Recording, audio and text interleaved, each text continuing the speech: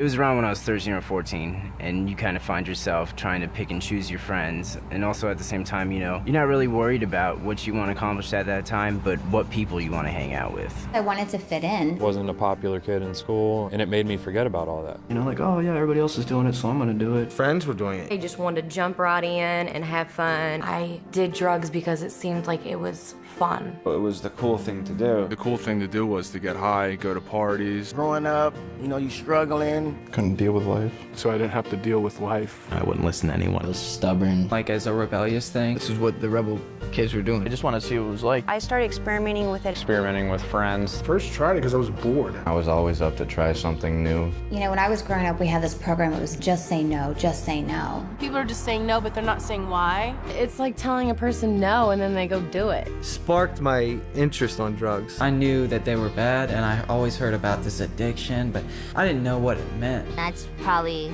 the #1 reason why I did drugs in the first place. I just didn't know.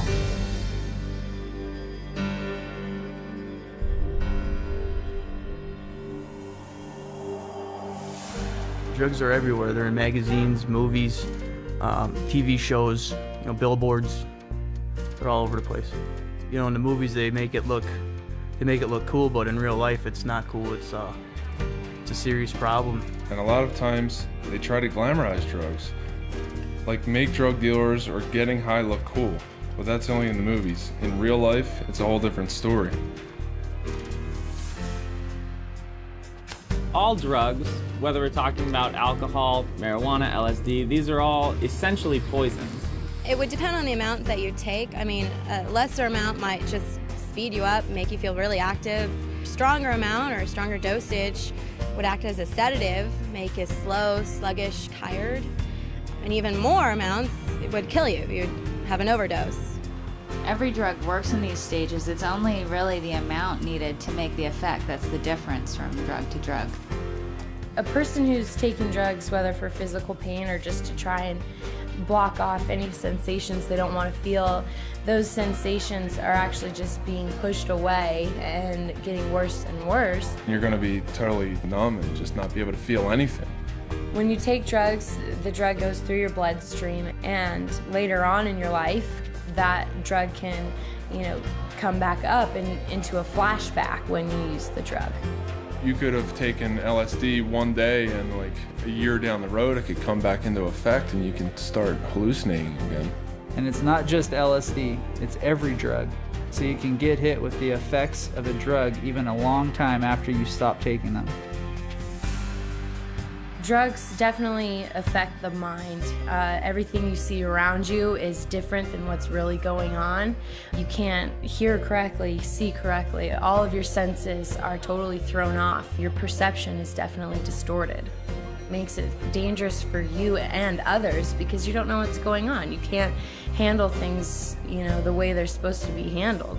Drugs affect your memory so much. It doesn't matter if you're taking them for a long time or just a short period of time. I know, when I first tried studying and stuff more, I really couldn't concentrate, I couldn't pay attention. I went from a straight A student to a B- student, C student. Then I quit going to school and I would get really frustrated. It's like your brain won't function. You can't think straight.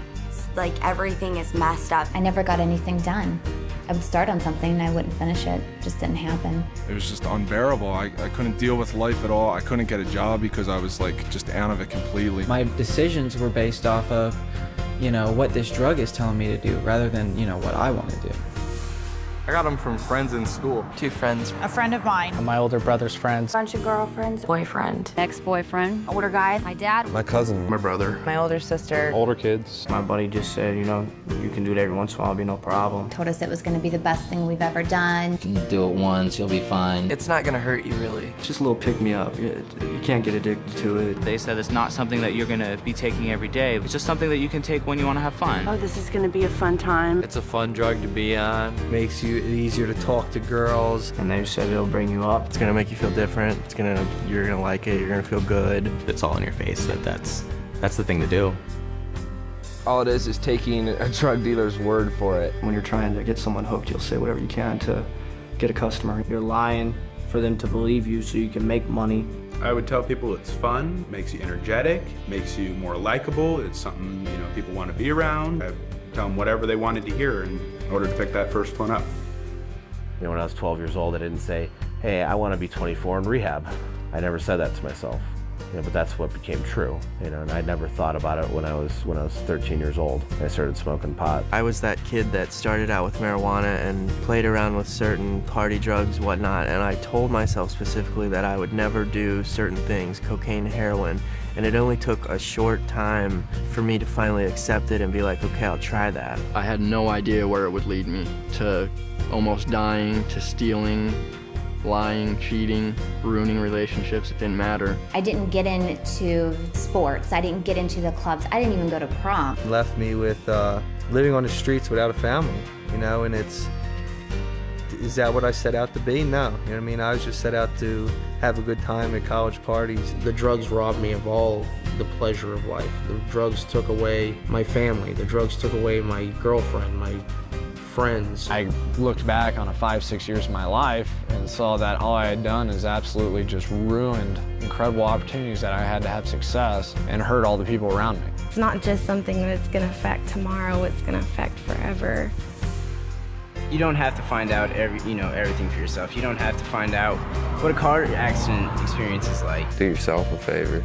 Don't fall into the same footsteps as so many other people have. And realize that you could be the guy living under the bridge shooting heroin. You might think you won't get like that. None of us ever did, and we wound up in those same shoes. What I would tell people is just, I would give them my story. I would tell them my exact story. I would tell them my story. A story like mine. The insanity of my story. Ultimately, it comes down to their own decision making. You have to get the facts. Check the statistics. Find out for yourself. Find out for yourself. Find out the actual truth of what these are and what they're going to do to your life. I would just say to anybody, you know, if you're going to do something, you know, if you're really going to do something, go educate yourself on it beforehand. I think there's a lot of truth in that.